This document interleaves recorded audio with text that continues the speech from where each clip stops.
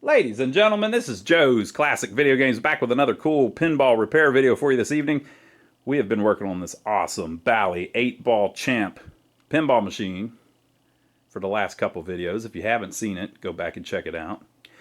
And the thing was already kind of up and running whenever we got it. We worked on it a little bit, but we did a video where we cleaned the playfield, got it in nice shape.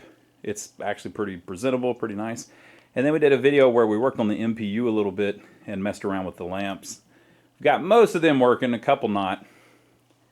So we have to mess with the flippers a little bit. We've got to mess with the soundboard a little bit, and then we've got to do some cosmetic stuff. So that's what we're going to do on this video. So stay tuned. Okay, folks. So I've had talking and start talking. Oh man, why does it keep Joey? You've been teaching these pinball machines to insult me again? Why do you do that? I thought we were... I'm going to have to remember to edit that out. Okay, so, we've been working on the light bulbs. We did that in a previous video. There were still like 3 or 4 that I didn't have wired. So one was that one. It just needed the wire resoldered. It had broke at some point. There was one over here as well that needed the capacitor resoldered. I mean the diode. It got it. Okay, and then there were 2, this one and this one, that didn't work. No, that one and that one. Just because the bulb wasn't in the socket very well. So I got those fixed. So I have this whole list: the tilt light, the match light, the coin door bulb, the special light, the 12 ball, the first L and 8 ball, the 3 ball, the 10 ball, special when lit, 100 or lit value, which was actually 5,000. I wrote it down wrong. The A rollover at the top, the 8-ball saucer at the top, the special when lit on the top right, and the 13 ball. All of those are fixed. Lights are done, people. The lights are lighting. Every one of them is lit. Okay, so next up we're going to mess with the flippers a little bit. A little bit of flipper style. So basically the flippers are working fine, but this one on the right's messed up and it doesn't hang right. So I'm going to lay this back down to where we can get to those a little better, and then we'll figure out what's going on with it. So these are just old and worn, and when the flipper goes in,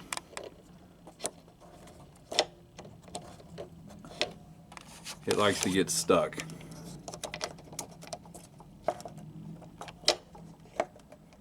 Well, it was just stuck. Now it's not sticking, but it will stick. So I'm just going to take all this apart, and then we're going to clean and put back together with either clean original or new. So let me start taking it apart. First thing you do is take the coil stop off. Okay, so here is the coil. Now, the deal with coils, they're very misunderstood by new pinball folks. If you swap the coil, it will not make your flippers work better. Won't make them stronger, nothing. Coils either work or they don't work. I've never had one that's about half worn out. Now, you might have a physical problem with the coil and need to swap it, or it can be completely screwed up and you need to swap it. So if it's shorted, yeah, you need to swap it. But if your flippers are a little sluggish, unless somebody has put the wrong coil on, putting a brand new coil on it is not going to fix that. However, what can fix it is replacing the nylon sleeve in it. So that's what we've done with this one. And we haven't even messed with the rest yet. So here is the original sleeve. I'm going to show you something that you'll like. Look at this sleeve. It's melted. Now, why would that be? It's not because the coil's bad, because it was still working. It's because at some point the coil got hot. Now, that doesn't really matter unless it got hot enough to melt the coating off of the wiring, and now it's shorted. It's not shorted. It did get hot enough to melt something. There's something on the actual sleeve, and the inside of the sleeve is deformed a little bit. So it got really hot. Now, why would it do that? It's because there's an end of stroke switch that opens whenever you have the flipper all the way out. If that end of stroke switch doesn't open, it will just sit there as you hold the button and heat up. So it could be that. That's what we're hoping for, at least. But the new sleeve slid right in there, no problem. The old one was kind of tough to get out because it's deformed. So it was stuck, okay? Somebody sent me this a while back, this little tool. So if you have a coil sleeve that's stuck a little bit, you slide this down in it. And then the hip of it kind of just sits right against there. And then you can beat on this end just a little bit. If you had to go too much, though, the coil's basically messed up. But I was able to tap, tap, tap, tap, tap, and it tapped it right out. And then when I put the new one in, it slid right in. So, no problem. So we're good. It's all gravy, baby. So hopefully that coil is still fine. It looks still fine, and I think it just got hot at some point, probably because the end of stroke switch was misadjusted. So I'm going to clean some more of this, and where you have wear, it's hard to get a good angle on this, is in this link right here. So if there is a lot of wear right there, so there's a little bit, that's not that big of a deal. They kind of come like that. So if you order a new plunger, it'll have about that much wear in it anyway. But if you have excessive wear there, you'll have problems where the flippers are not strong enough, because they, whenever you hit the button and it pulls in, it has to make up for all that wear first before it actually moves the flipper. This one we've already been playing and the flippers work just fine, but obviously that one was sticking and all kinds of stuff. So I think we're fine. You can buy those brand new though, no big deal. And then the end of stroke switch, I need to get these wires out of the way to show you some more, but basically that pawl, whenever it turns around, it closes both of those switches. And well, I'm wrong about that. It looks like it opens one and closes one. So I'll get it all back together after we clean it, and we'll check it out and we'll figure out what one of them does. The other one probably, the one that it closes, probably makes this one up here work. So there's a second flipper. So whenever, but up here we've got two switches too on the button. I'll see how it's wired and what they're doing with all that.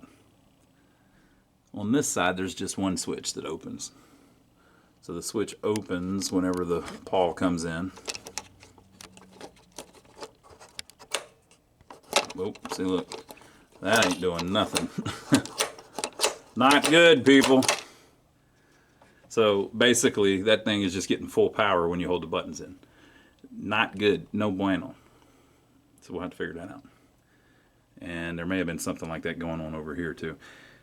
Let me look into it a little more, and then we'll see what needs replaced or adjusted. Okay, so we got that one all back together. Now look at the switches I was talking about. See how they don't line up perfectly with the switch stack? They're kind of bent towards the thing. They may be bent a little bit too far, but they kind of are like that a lot. So when this goes around, this little blade here is going to hit the one switch and open it, and then hit the other switch and close it. So the one is sending the power down here to this one, so that it works when that one works. And then the other one that opens is killing one of the windings in the flipper coil, so that you can hold it open without it burning up. Okay. Now this one, the left one, I also just replaced the flipper sleeve. It's moving really well. Everything's good. There's very little play there.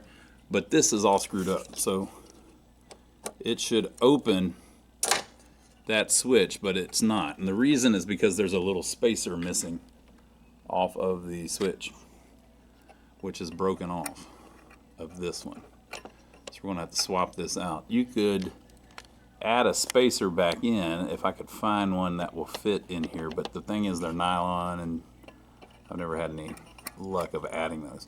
But basically, if there was a spacer tying these two together, when it opened that, it would open the other one. Like that. So that's how it's supposed to be.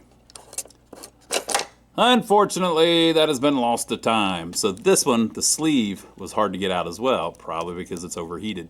This one has actually had the coil changed as well. This is a replacement coil. But it looks like it's the right one. This one is the original one. You can tell by the writing on the wrapper. It matches the slingshots and all of that stuff, the pop bumpers, etc., etc. So let me see what I can figure out on that switch, if we can get a spacer in there so that thing starts working properly. So in the manual, it actually shows that flipper. I've got it upside down so that it looks like how it looks mounted going through the playfield. And it shows the switch. And you can barely see the little spacer that's missing. So apparently that is the correct switch and everything. It's just the spacer fell off at some point. Another interesting thing, it has been an area of contention. Which side do the lugs go on? Because when the flipper comes down, bam! Whenever the plunger comes down, bam! It hits that coil stop and stops. And it makes a lot of vibration. And if the lugs are at that end, it's easier for the wires to break on the lugs. But that is how it originally was. That's how they made it at the factory. So a lot of people, whenever they replace them, they actually turn the coil around and put the lugs up here, thinking that when the plunger comes in and hits that stop, it will vibrate this end of the coil and not break the little wires that are connected to the lugs down there. I don't know how big of a deal it is. I kind of just put it back the way it was. But sometimes if I'm putting new ones in, I will put them in the updated way. But that's not how it was originally. Okay, brand new end of stroke switch on it. This one's a little different. So it doesn't need the second bar because it's mounted a little closer to the thing. So when it comes up, opens it. Just how it's supposed to be. Check that out. So I think those are good. Let's look at this third one to make sure it's all right. Okay, so this one actually is slightly different. But it's the same thing. So all this stuff has probably been replaced at some point. So when it comes up, well, if I can find the right spot, there we go. So look at the play there. There might be too much play in that one. Yeah, that one's kind of... That one's a little rough, people. What in the world? Yeah, see, it's got some wobble in it. Look at all that. That's probably going to be weak, so we'll see. But same thing. Comes up, hits that, opens it. Okay, so we need to see if that top right one's very weak. Of course, everyone watching will say, yes, it is. Because you can't ever make flippers too strong. If the flippers are so strong they're breaking the glass, people won't complain. They'll say, I don't know. I'm not sure it's strong enough. Okay, so I guess, yeah, we need to test it a little bit, and then we need to work on the soundboard. The soundboard's tripping a little bit. The squawk and talk. So let's see if the thing will actually play. Stop talking and start chalking. Chalk up. Rack 'em up. You've got the solids. You've got the solids. Pop bumpers aren't working. Shoot for one ball. One ball. Missed it.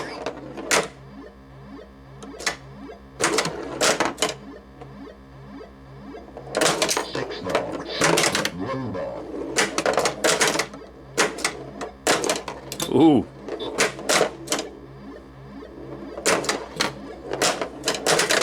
Too bad you scratched. Listen how they mock me. Listen to their mocking behavior. Well, not enough.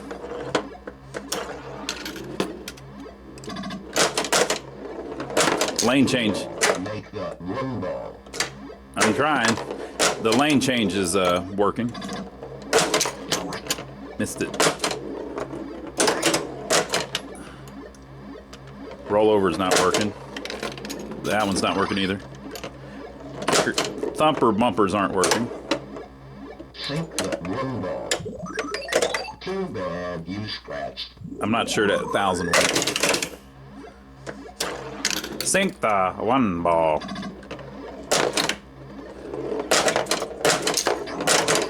Oh, almost got it. That one ball.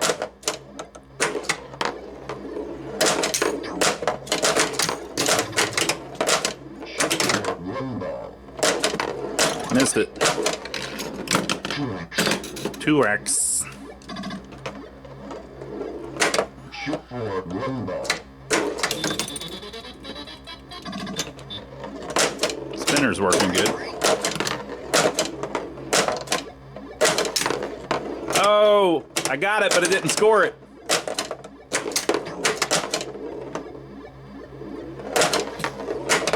Sink that rainbow. All right, so the switch isn't working. And you scratched. Too bad you scratched. Okay, so the thing with the soundboard is it cuts in and out a little bit. More game, perhaps? One more game, perhaps. It cuts in and out a little bit, so it needs some capacitors replaced and the potentiometer. So I think we'll maybe we'll wait on that a little bit, and we'll mess with the pop bumpers and that drop target while we're right here inside the playfield. Let's see what we can do. So that's switch problems. It didn't know that we're hitting the pop bumpers, and it didn't know that we dropped the drop target. Also, this drop target didn't drop all the way one time that I saw. So we got a little bit of issues with that. So we'll mess with some switches. Okay, folks. So I have put it in switch test, which is number 94. Okay, and it's what they call the stuck switch test. So if you hit a switch, it tells you which switch is stuck, which works really good because you can go around and the sound is great too because, well, you know that switch is working. You know that switch is working. So if I go around and I mess with all of the switches, this one here, remember we keep knocking this one down, which is the first one you're supposed to get, it does not work. Okay, and then there is a drop target switch, and then once that drops, there's a switch behind it that it reveals. And this one switch here doesn't work either. The left out lane works, but the left in lane doesn't work. It's kind of weird, like there's just a little bit of stuff everywhere. This rollover here doesn't work.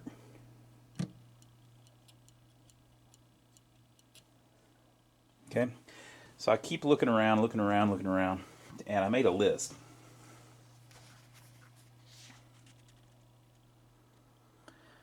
The I drop target, the left in lane, the E target, the top left rollover, and both pop bumpers. Okay, and so as I'm looking around,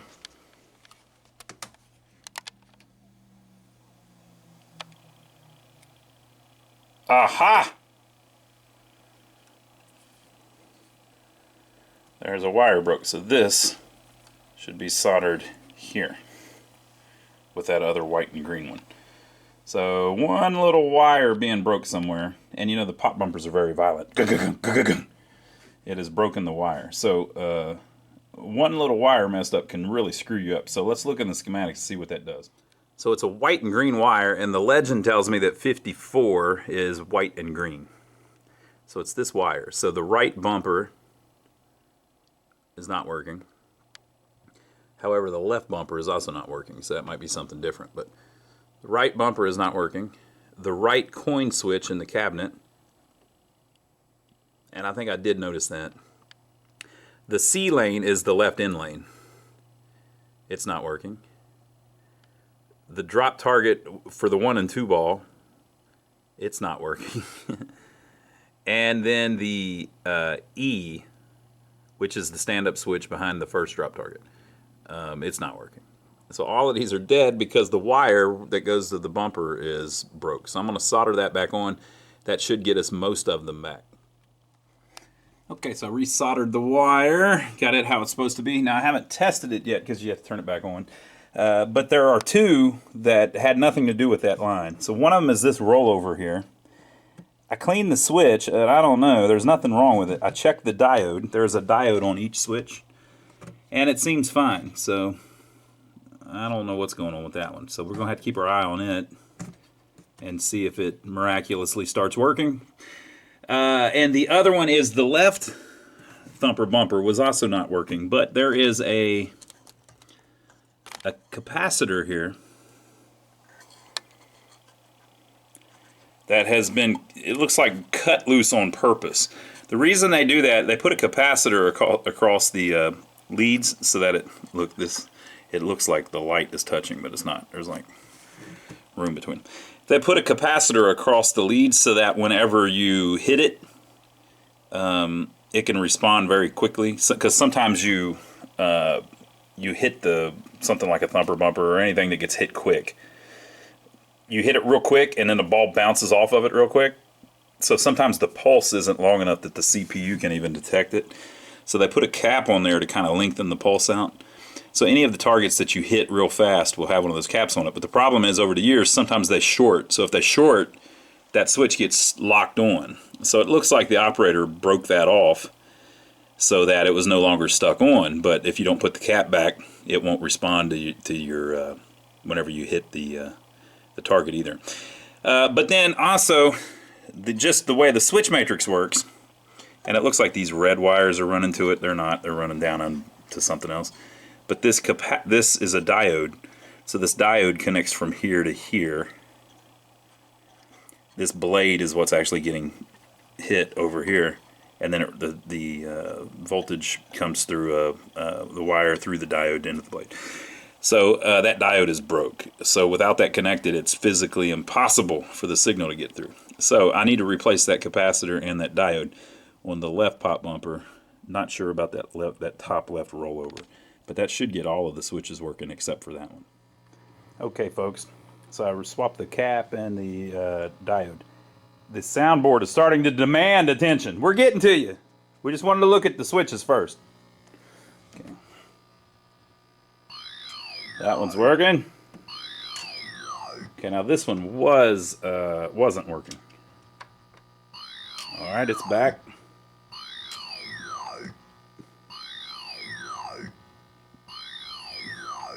I'm just checking all the different switches on the Playfield.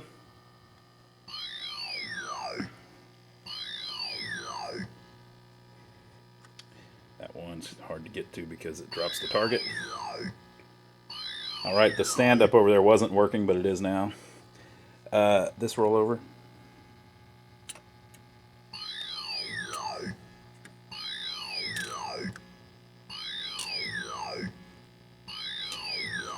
The spinner.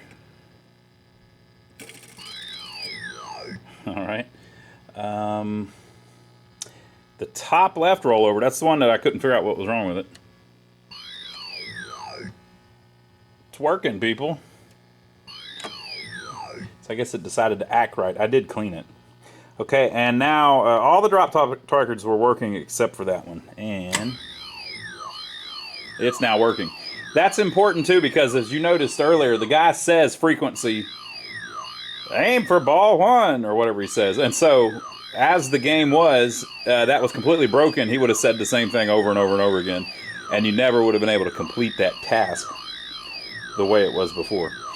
Okay, so I think we've got all the switches working, but we need to work on this soundboard. It's finally time. I'm going to turn it off so we don't have to hear that. Now on this back box, the glass just slides in a channel. It's kind of strange on this one. It slides in from the right, and then whenever you lock it, it's locked in place. The earlier ones had a lift channel where you lift it out. On this one, you don't.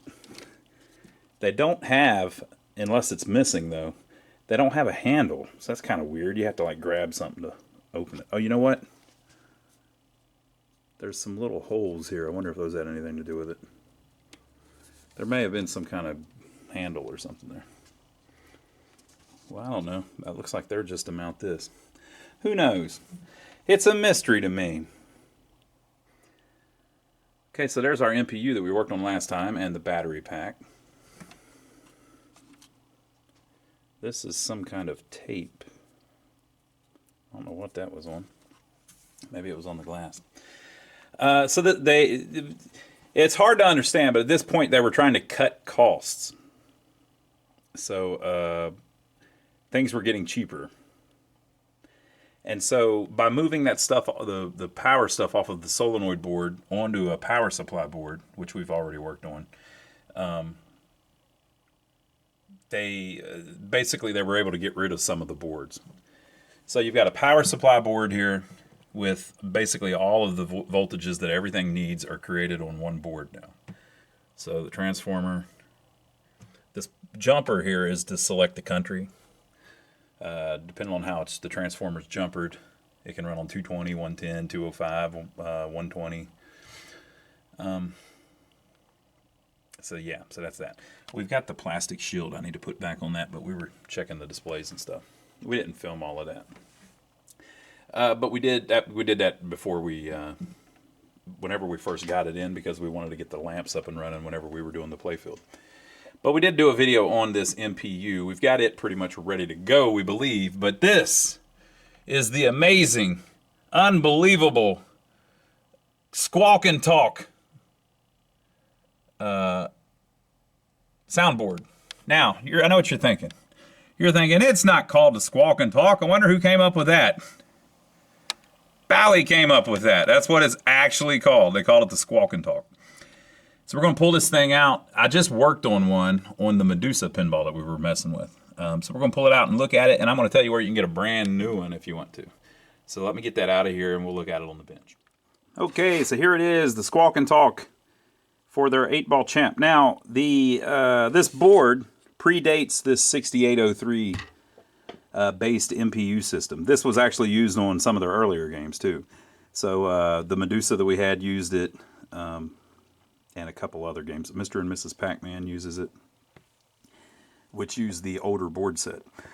So it kind of straddled the line. But once you see how the thing works, you'll understand why they were able to do that. So basically, this connector here sends some solenoid selects to the board. And then this connector, all it's used for in the 2 games, or the several games, I think I've had 4 that use it, but I had 2 in the last 2 weeks. On most of the games, it just plugs in the speaker. There is an external bit here where it sends out some stuff, but I think that's for the Echo board that's in Centaur, I think. Something like that. But let me show you kind of how it works.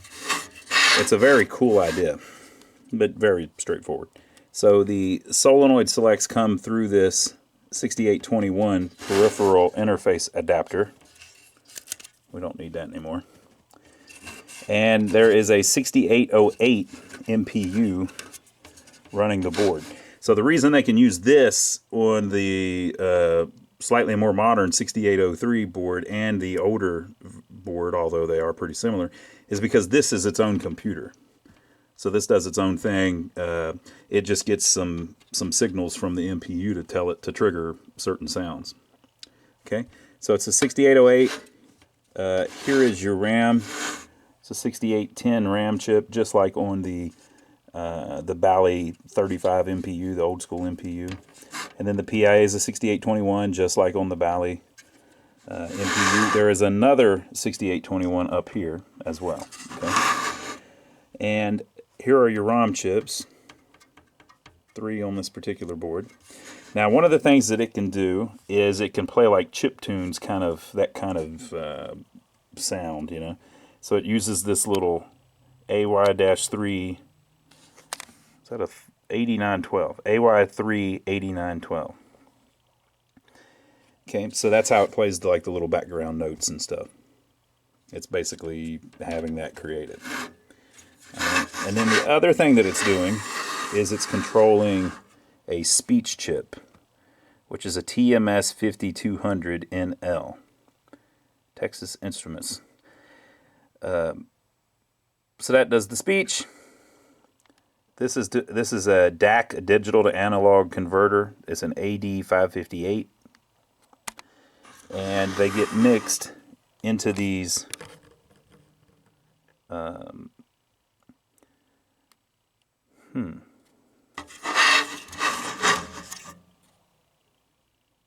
That is not the chip I had before. I'm pretty sure those are LM 3900s. That must just be a different part number for them. But yeah, on my last one, those were LM3900s. Double check that though to make sure. It shows it right on the schematics. And so basically the beeps and boops, or you might call it the squawking, comes from this chip, right? It also has the ability to play a little bit of that stuff just off of the ROM files. I don't know how that completely works, but like for instance on Medusa, it didn't even use this chip. It was routed out. Okay, but that's the sound part of it, the squawking. And then the talking comes down through these two chips, and this PIA runs it. And then everything's mixed together, and it's amplified. I mean, it's amplified over here. Now, this is a, I think it, let's see. Yeah, it's a 5-volt regulator. They also somehow get a -5 going with something. So it's got 12, 5, and -5 on it. But so here's how you can fix these things. Basically, you need to clean all the chips, and then if you've got problems with the squawking, it's probably over here. If you've got problems with the talking, it's probably up here. But here's the problem. This chip is starting to get a little hard to find. It's about $30, $35, and look at the legs. Just the way it was made, the legs tarnish all to crap. I guess it's silver coated or something. And those suckers, or it's just tin or something, those things will break bigger than hell. But I have to clean them because if I don't, that the talking may cut out because there's just so much dirt on those legs. Now these other ones aren't as bad. It's pretty much just that chip. Like if you look at the CPU, it's fine. It's fine. It's fine. It's fine. It's fine. It's fine. It's fine. It's fine. Okay. Sometimes too, this DAC chip, they used a different socket for that since it's such a small chip, and that socket is crap. So sometimes that's a problem. The other big problem on these are these two potentiometers. One of them adjusts the background sounds, the squawking, and one of them adjusts the speech, the talking. These little 1,000 ohm potentiometers are trash. These things just, if it's not working and you turn this back and forth a couple times, you'll hear it come in and crackle and then go back out and all that. Okay, so you have to at a minimum change these, or you'll have sound drop out all the time. Okay, once you do that, a lot of times the sound will have a lot of static in it. If you want to fix that, just like on a lot of things, you just need to replace all these capacitors. So I'm going to go through and replace as many of those as I can. Now, what in the world is going on here? This was a 330 microfarad capacitor, 50 volt. And then on top of it, they have piggybacked a 1,000 microfarad 16 volt. Yeah, 16 volt, the hell with it. I mean, I know it was a 50 volt, but we can just throw a 16 volt on there. So who in the world knows what's going on with that? But I'm going to put 330s back in it. Deal with it. I ain't putting this crap back on. That ain't no factory. That ain't no factory mod. And then this here, that don't look great, but I think it's probably all right. So yeah, that's what you need to do. Replace all the caps. You don't necessarily have to replace Big Papa here. It doesn't usually have any kind of effect on the sound. So, but all these other ones, definitely. On the last one, I didn't replace that one. And all of the speech runs through that one. So I didn't have any speech. That one cap was the problem. So that's what we're going to do. So the first thing I'm going to do is carefully pull that chip out and try to clean the legs. Now, how am I going to do that, you may ask? Let me show you something cool. Let me show you my new hobby. Look at this. This is a Weha chip lifter made in Germany. Somebody sent me this. Look at this. It's a curved screwdriver. It's perfect for chip lifting. This is the type of stuff that the Germans engineer better than anybody. It's a bent screwdriver. It's the best bent screwdriver I've ever seen. So here's my new hobby. They sent me this and I thought, you know, man, it's made in Germany. They make nice stuff in Germany. I've been using it for a couple years now. And I was like, Boy, I do love that stuff made in Germany, right? So on my website, for a long time, I've had a parts page. So if you go to lionsarcade.com, there is a parts page up at the top of the page. If you click on that, there's a whole bunch of links on that page to stuff like this very same chip lifter. And so a lot of the stuff, it's links to Amazon. So the way it works is, let's say you see the chip lifter on there and you think, I want me a chip lifter. It's about $8, I believe. It's going to be the most expensive bent screwdriver you ever bought, but it'll also be your favorite. So if you click that link, it takes you to Amazon, and then whenever you buy it, it says, Amazon says, I'm sure they have a big meeting, and Jeff Bezos sits down and he says, hey, show me the Lions Arcade stuff. He pulls it over and he says, oh, okay, look, yep, look, that chip lifter somebody bought, they were following a link from lionsarcade.com. Go ahead and pay him 3%. So they pay us a little tip for sending you there, right? So I've had this page up for a while. I had all kinds of stuff on it. And then I started thinking, you know what? I should kind of, and it does pretty good, I should probably be a little more conscious about where this stuff's coming from, you know. So I started looking, and this thing's made in Germany. I found some paint, you know, that we use on Playfield touch-ups made in the United States. That's pretty cool. I found we use Weller soldering stations, and we really like them. So I've got one of those up on there. And so I looked it all up. It's made in Mexico. Okay, it's made in Mexico. That's cool. I'm trying to stay away from the big C. Do you understand what I'm saying? But they own half of online, so I can't say it too loud. So I started looking and looking and looking. You know, this is some of the stuff we use all the time. Klein Tools. This is good stuff. What's it say right there? Made in the USA. I've had this. I use this daily, every day. I've had this thing, I'll bet 8 years, right? Use it every day for 8 years. Great tool, right? Even, what's this? I'll bet these are China. Yeah, look. Made in China. Look, they're falling apart. Look how loose they're. This junk. So I started looking around, and we've got a bunch of links on there, and I figured out where everything came from. So made in Germany, made in Mexico, made in Switzerland, made in Japan, like our rusty racers that we use, made in Japan, right? And so we've been trying to update that. I've been adding a bunch of stuff to it, and I'm trying to put stuff that's, you know, made in America, made in Germany, made in Japan, made in England. I just found today's edition. I needed some more glue sticks. For whenever we work on pinball machines, these little tags fall off everything because the adhesive is so old. You know, so I find these little tags, and it'd be kind of cool since it's so old to glue it back on there. Now this is just something somebody added, but you know, it'd be kind of cool to go ahead and put it back where it goes. So I need a little glue stick, right? So I was looking around. I found these little tiny glue sticks that are like chapstick. Which, you know, they're making less product and making the same amount of money, so I'm sure they love it. But they're made in Germany. I got German-made glue sticks. It's pretty cool. So I've been doing that lately. That's my new hobby.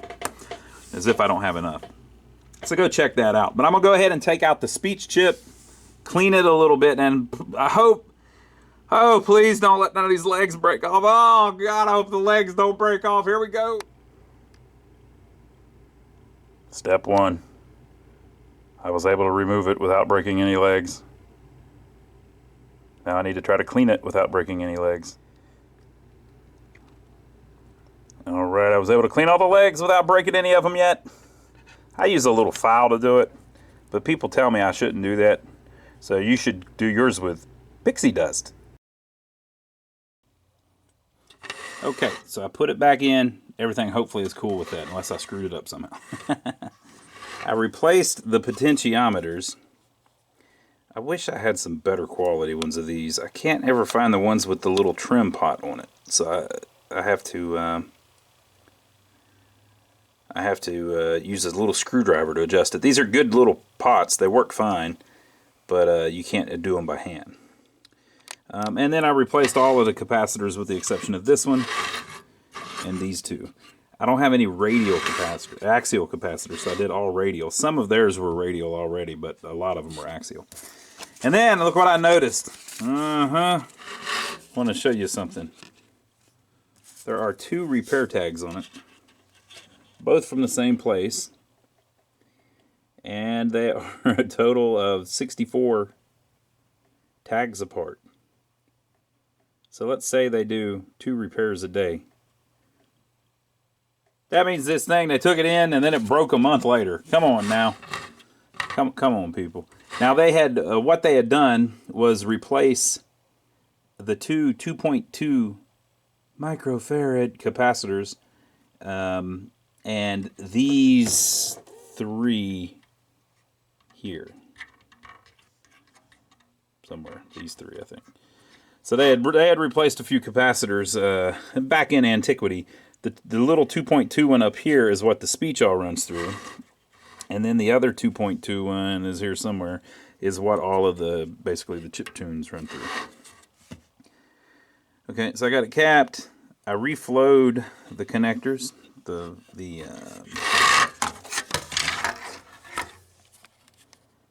little feetses, the bottom of the pins. Okay, and I was going to take the repair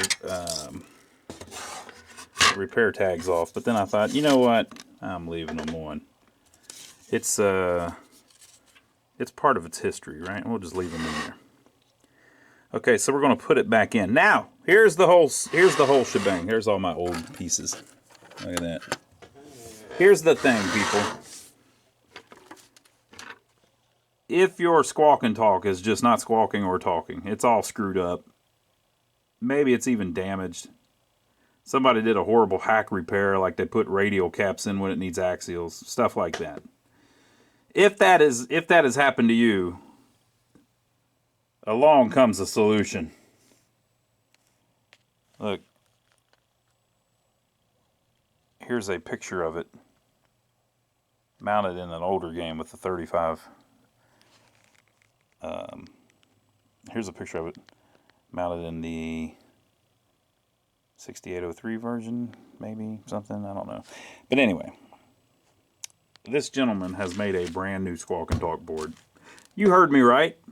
A brand new Squawk and Talk board.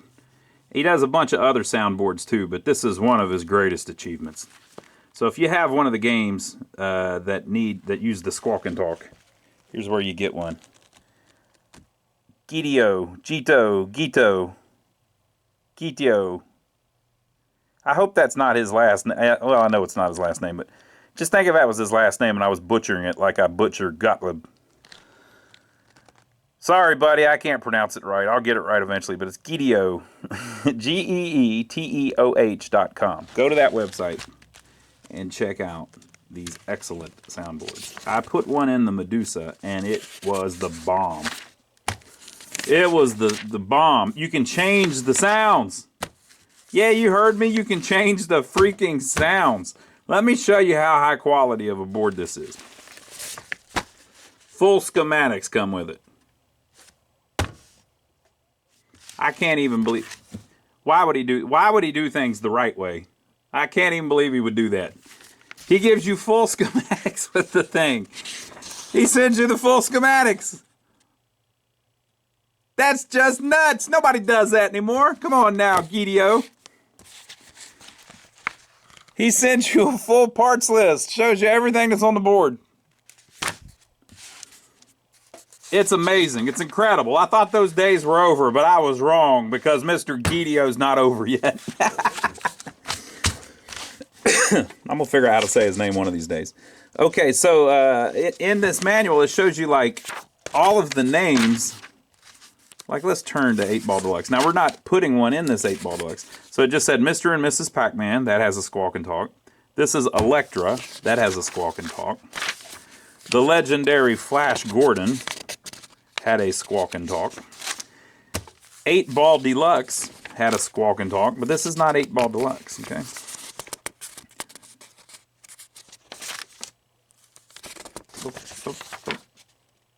Vector had a Squawk and Talk.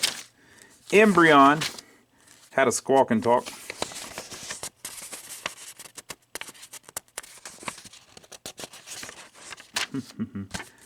Xenon used a different one, but I think he's got it working on the squawk and talk. And this board you can change, you know, like if you don't like one of the call-outs, you can set it up to where you can switch back and forth to with the dip switches. Centaur and Centaur 2 had a squawk and talk. Fathom had a squawk and talk. Spectrum had a squawk and talk. Medusa had a squawk and talk.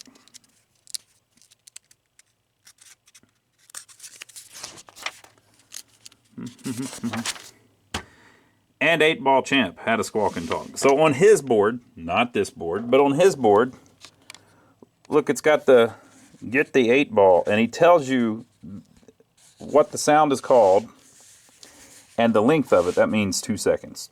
20/10ths of a second. 20, it's in tenths of a second, so that's 2 seconds, okay? And all that's explained in here. So basically, you can go in and take that file and just replace it with whatever you want and try to get it about the same length.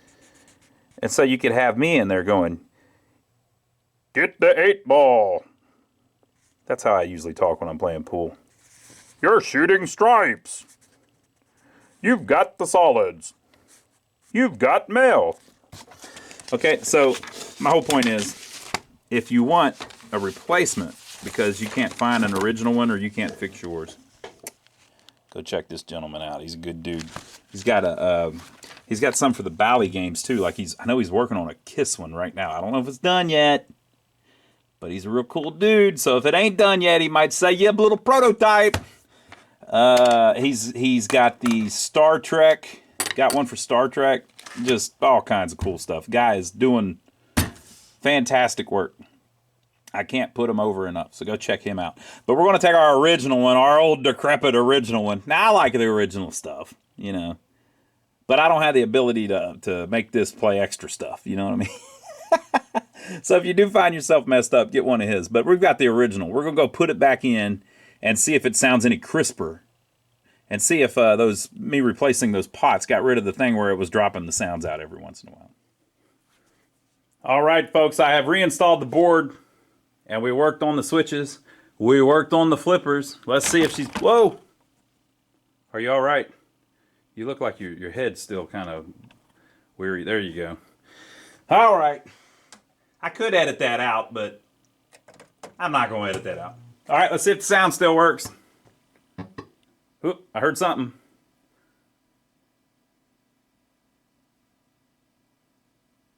Eight ball, 3-ball. So it says that whenever it first starts up. You know, it's a pretty cool little sound effect, and it kind of gets everybody to know. Quit talking and start chalking. Oh, come on, Joe! Did you teach it to insult me again? What are you doing? I can't believe he keeps doing that. All right, so I got it turned up a little bit. But if you listen, it's whisper quiet. Okay, it's going to be loud, though, so watch out. Chalk up. Rack them up. Shooting solids. I'm solids. Oh!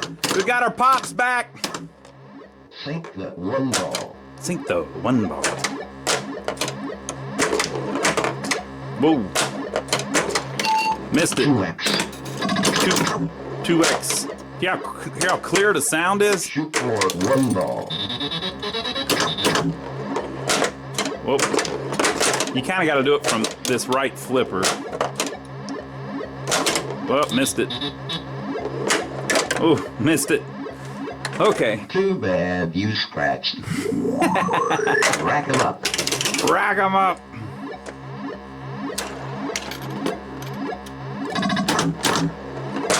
One ball. Get the 3-ball. Nice shot. Sink the 4-ball.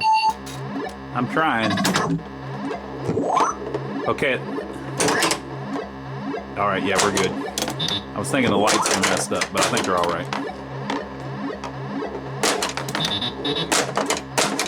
It's like I kind of need to do it from the left flipper. Make the 4-ball. Missed it. I don't think you can backhand it.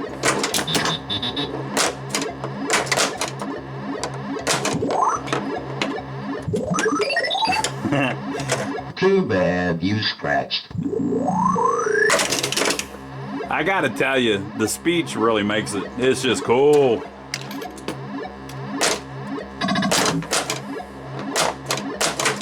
Sink the 2-ball.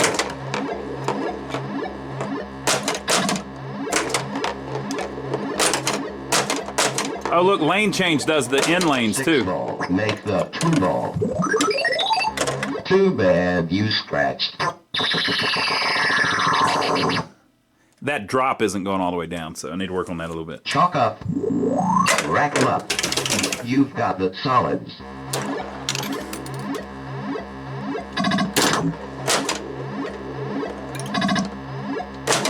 Missed it. 2x. 2x. Shoot for 1-ball. That left kicker I need to adjust a little bit too. Sink the 1-ball.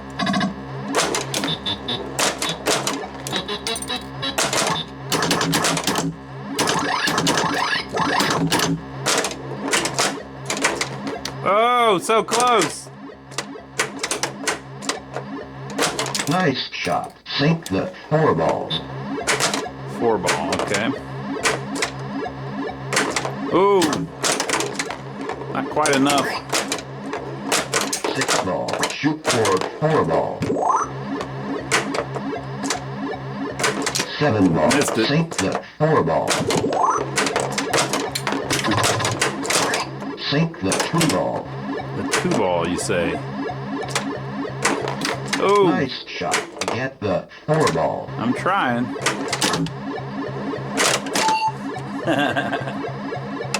Too bad you scratched. I always turn the speech up a little louder than the background sound. I just think the speech is cool. Shoot for 4-ball. I gotta get it on this left flipper. Missed it. That right one's... Get the 4-ball. I think the switch is a little dirty on this right one. It's jumping a little bit.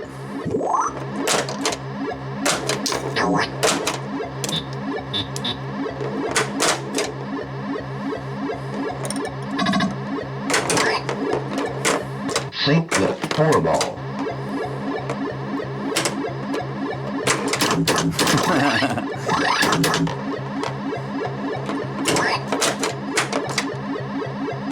Oh!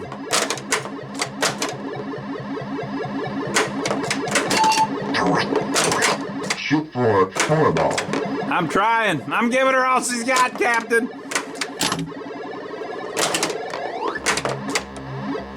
Nice shot.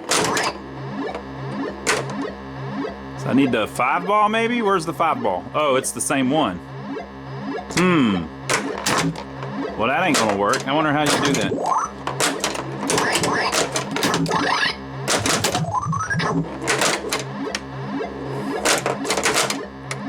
Too bad you scratched. I got my drop target back. Ooh, come on now. Too bad you scratched.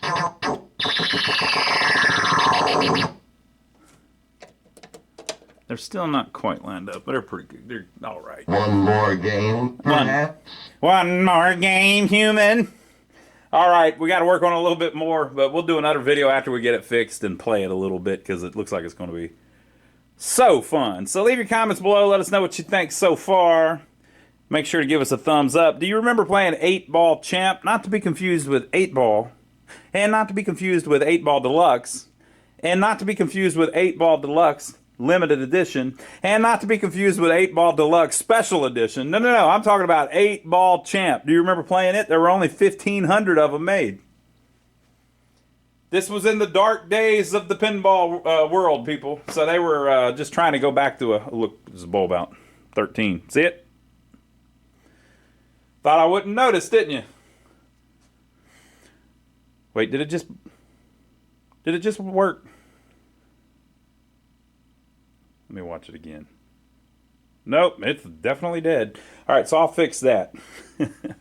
And this right flipper is jumping a little bit. I think it's because the switch is still dirty or something, but we'll see about that. If it does it a lot, like if it does it just over and over and over again, it's usually there's a wire broke on the coil, but that's not what's going on. So leave your comments, let us know what you think. And last but not least, people, don't forget about my brother Donnie. My brother Donnie has his own channel here on YouTube. We work on these pinball machines, arcade games, jukeboxes, stuff like that. My brother Donnie works on vehicles, old buildings. Right, lately, he and I have been fixing up a mobile home. It's a ton of fun. If you haven't done it before, you should try it.